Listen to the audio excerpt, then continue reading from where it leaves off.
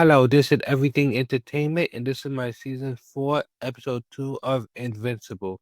And this is essentially a Nolan origin story, and this episode was so good. For the simple fact that we already know how Nolan was, but we know why Nolan was. If that makes sense. Like the fact that he was teaching kids and he was ready to murder one just because she didn't get the answer almost correctly was just so wrong. Like that's a child. That she's like 8 years old. He was about to bust her brain open just because she didn't get the answer correctly. And it just go to show you how messed up the Viltrumites are because the fact that the kids have to they live in a society full of technology that way advanced in light years of others, and yet they have to survive like primitive cavemen.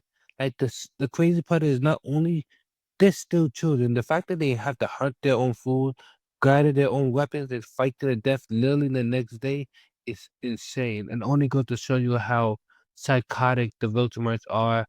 And it's kind of a good thing that there's not a lot of them left because honestly, if there was like billion, lowball a billion of them, the universe and everybody would be so screwed. This is made worse by how Nolan parents treat him. Like, as soon as he's an adult, he's getting bodied by both father and mother.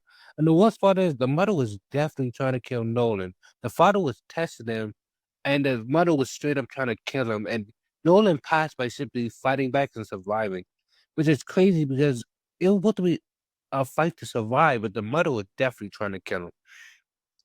Now, the worst part about this is the fact that it was on site, no warning, no heads up. They appeared out of nowhere and just started beating him, which is crazy. Just imagine if Noda was on the toilet. Would they have just started beating him up? Like that was so funny.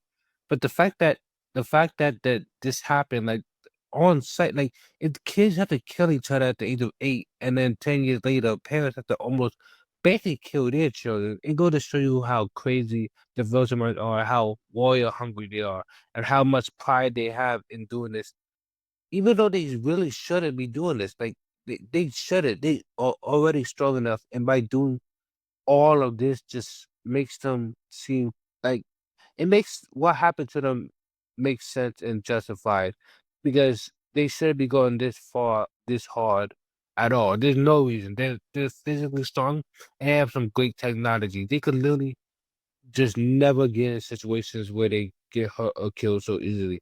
Yet they're outright beating their children to death just as a test, which it's insane.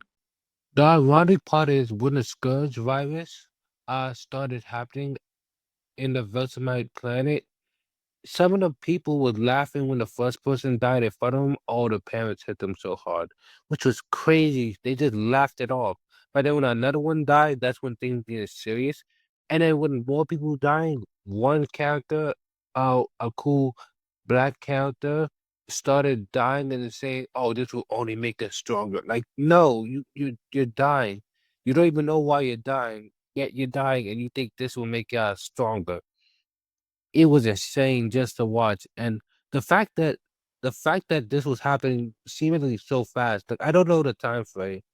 Given the benefit of doubt, maybe it happened a year, but no, it couldn't. With the much bodies, well, no, it probably wasn't a year frame.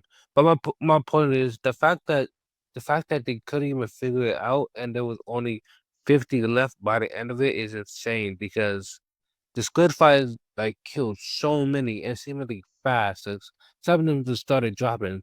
And the crazy part is the fact that only 50 survived because they were kind of already infected and surpassed it is a feat of its own.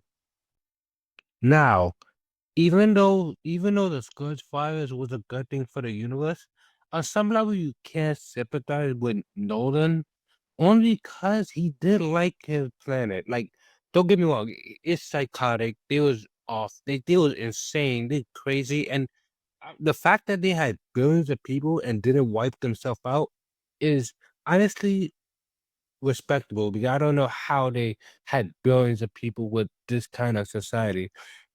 But Nolan clearly loved this planet. He loved his culture. He loved the people there, and you could somewhat see it in my opinion, for two reasons. One, how he interacted with the black kid, like at the start of the episode. Like, don't get me wrong, I'm pretty sure he was gonna kill her if she got the answer wrong.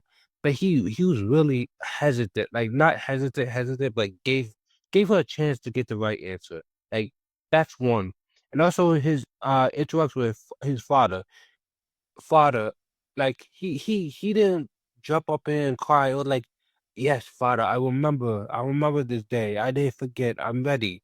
And the father would clearly test him. The mother wanted him dead. That's a fact.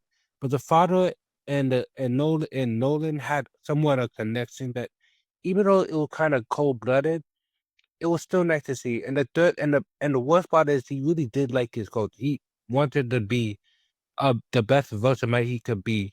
Because when he got his uniform, he smiled. He was happy. He was genuinely happy. Like it was no fakeness. It was pure pride right there. When the first person collapsed from the scourge virus in front of him, he laughed because haha, he's weak and I am strong. I earned this spot. Like he was happy to be a Viltrumite and he loved his people and his heritage and that lifestyle, even though it was completely messed up.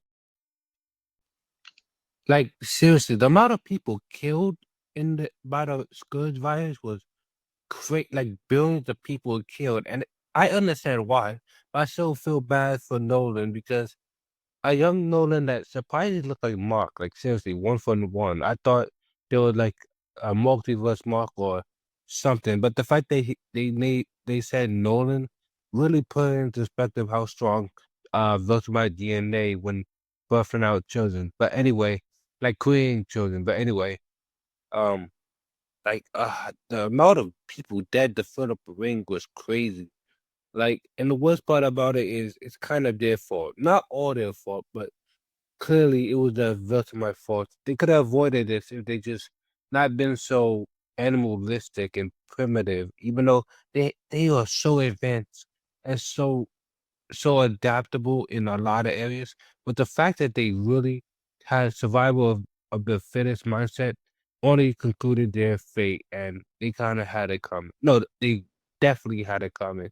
Now I'm gonna quick fire some of the parts of the episode, just like with the Nolan and the coalition meeting. It was nice to them gameplay for the upcoming Viltrumite War because honestly, it's gonna be a good fight, and Nolan really need to participate because even if he doesn't, there's no safe place for him and his family, or his old family, or his newfound appreciation family. The point is, Nolan have to participate, and this meeting was nice addition to the episode to show the weaknesses of Viltrumites and how to beat them. Because this guy right here, the captain of the ship, made the episode so much worse. Like, not gonna lie, he annoyed me so much.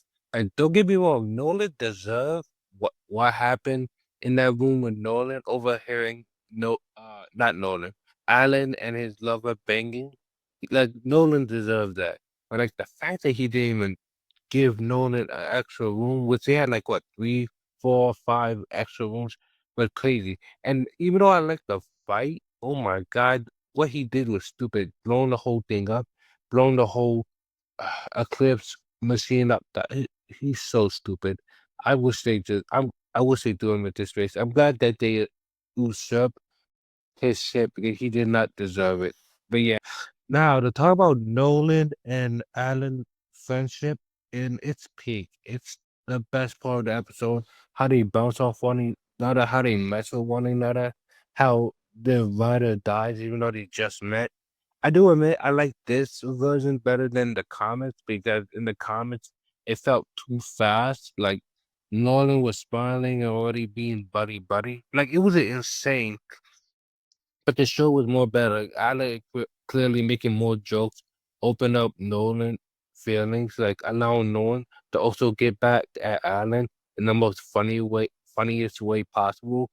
It's good to see that they're not as enemies that they was once before. Like Alan is a compassionate guy. He can forgive Nolan and his actions to some extent. Like it's a running gag in this episode. Like, oh my god, you just suck, Nolan. You're the worst. And honestly, yeah, because after everything Nolan done in this one episode that we know of, Like, oh my god, the fact that apology, like they fight space, and the fact that they are that Nolan apologized actually hit Space Rider enough to stop fighting instantly. Like Space Rider was locked in underground in the asteroid for 100 years. But side note, I gotta respect him for fighting a Viltrumite and I forgot a utopian Allen at the same time, even though he was buried alive for 100 years. And the fact that he was holding himself well, but that's invincible power gunning. It's all over the place. You should take it seriously. But my point I'm trying to say is the fact that no one apologized, and the fact that Space Rider and Tech and Tech Jacket Planet people like all were just puzzled by the known apology. Go to show you how vicious the Viltrumite are, and the fact that an apology straight up shocked them, and like, okay, he's a good guy, he's serious, we could trust him, and it's amazing that they're like, okay, we'll talk, we'll talk and see what you got. Which led to people trusting Nolan, like not trusting, like, okay, I'm gonna listen to what you gotta say, which is crazy that her apology was that so it wasn't even a good apology. It wasn't, I'm sorry what I did to you. It wasn't like a whole speech says, I'm sorry. And they instantly were like, oh my god, he's serious? This is happening? And and because Nolan apologized, some people recruited people to the coalition to fight in the upcoming battle against the Viltrumites, which gotta say respect to Nolan for doing that. And then the monsters, the dinosaurs on that ice planet, oh my god, they are so broken. If they had like just 25 of them, they probably could solo the whole. Okay, that's exaggeration, but my point is like that stupid captain. Oh my god, like they were messing up Nolan and Omni-Man. Oh my god, and Allen and Nolan at the same time. Like there were multiple of them, but dang though, I hate that captain so much because in the comments it was just like, okay, we got like two of them, but like right here they could have got like what 10 of them. Ah, that stupid captain is the worst. But it was a great fight and it was really cool.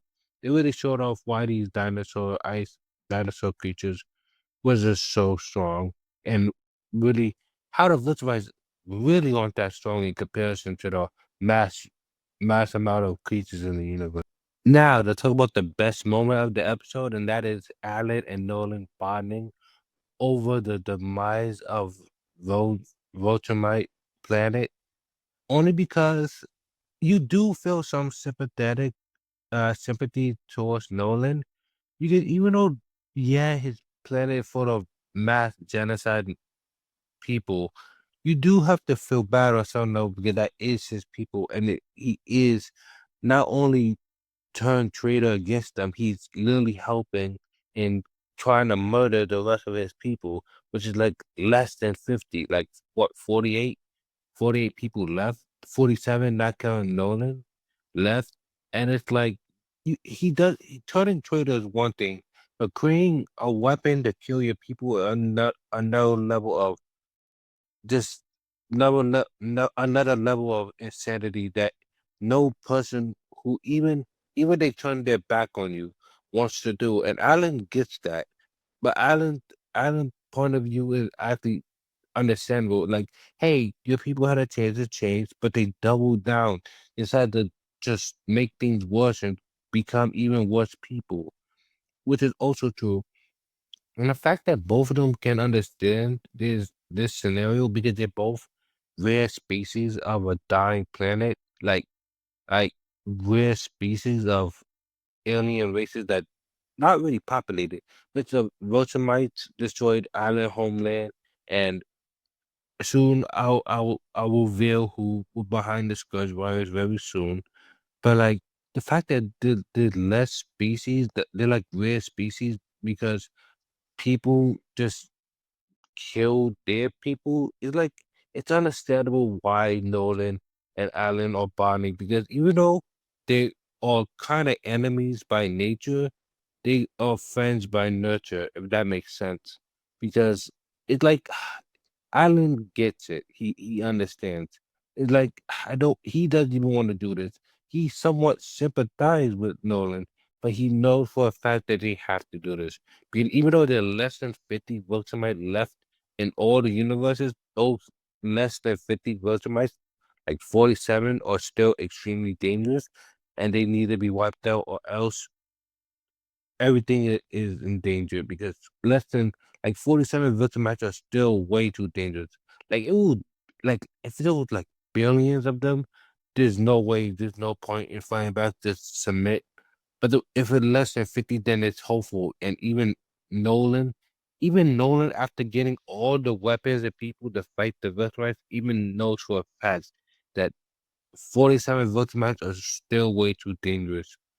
And this bonding moment only solidified their friendship, in my opinion, because it goes to show you that even though they are enemies at birth, they are friends by the end of their lives. Now Nolan crashing out on Thetis makes 100% sense because honestly, like I said earlier, even though the Viltrumites are monsters, there were children among those monsters that could have been changed. Nolan, who arguably one of the longest, well, since there are only 50 of them left, is one of the oldest Viltrumites left. And he changed what in like 10, 20 years?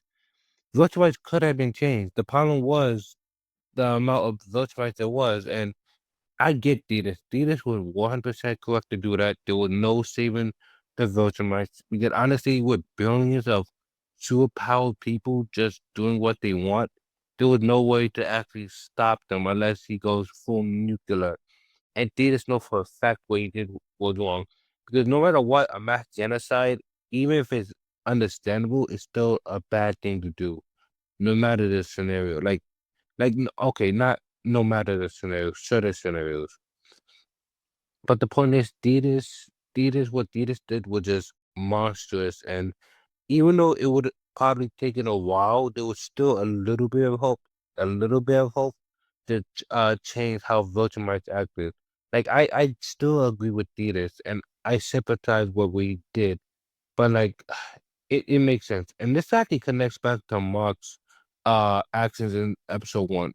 At at the end of the day, the ends justify the means, and honestly, what Thetis did saved the universe. Like, because without what Thetis did, the universe would have been destroyed by the Viltrumites.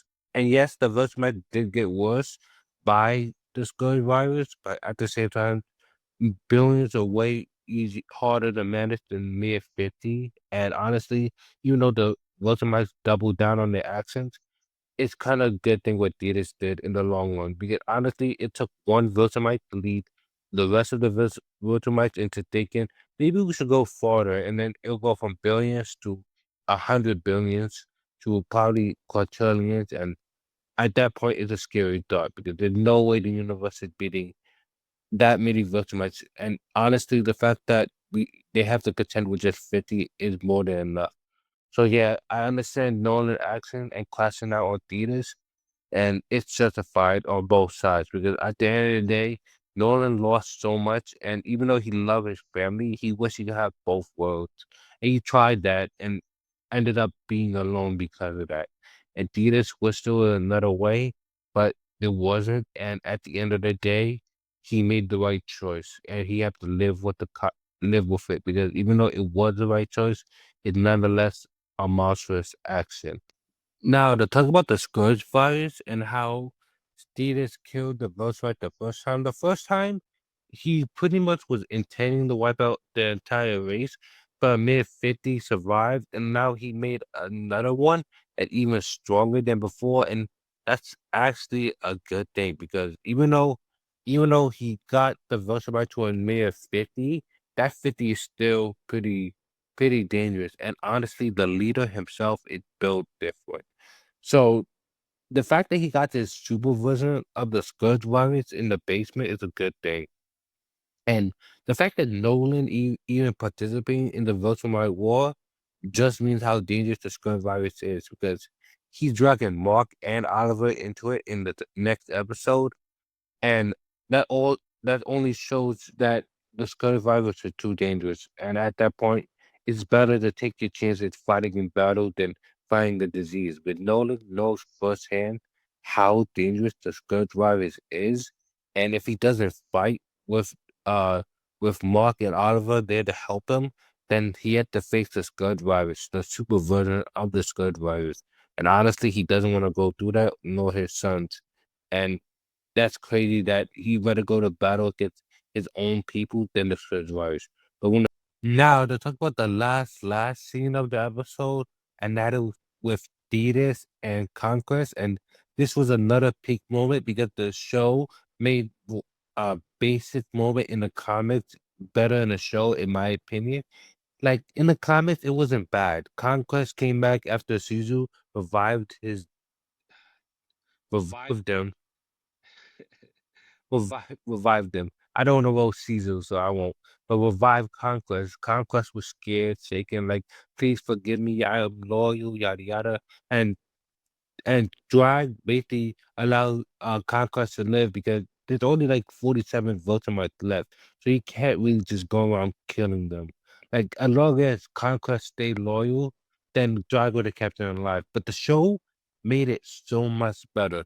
Conquest is like, I failed you, I lost to the witch, and Mark basically like Adam Eve, who he doesn't know that he just sees her as a witch, but a witch, and Mark of not a Viltrumite, half Viltrumite breed, and he's like, okay, kill me now with honor. The judge is like, no, no, no, no, no, we're not doing that. You don't get the easy way out. You don't get the honor. You're gonna get up and fight again, and it's so much better in the comics. I mean, in the show, because in the comics, it was like hyping up Drag by having Conquest beg and plead for his life against a higher Vegemite just show off the power of Drag. But the show, in my opinion, did it better only because Drag is more vicious. Like he's like, no, you're gonna live. And you're gonna live to fight another day because I will allow it. You don't get the honor of a honorable death. Like Drag is way better here because instead of like he would never kind in the comics. So the fact that he let him live in the comics, like, okay, it makes sense. It's common sense. But no, in the show he let him live. Only because let him live would be disgraceful. It's like you took an L and now you have to live with that L until you die again. And not by my hand and probably not by honor. It was so amazing, and it got me hyped for the upcoming Viltrumite War. And honestly, I'm excited for the next episode. I have not watched it yet. I'm trying to record these as quickly as I can, but right now I'm enjoying the episodes, which are longer than I expected. So far, 2 50-minute episodes, which are crazy, but honestly, they kind of need it. Well, at least this episode definitely needed it.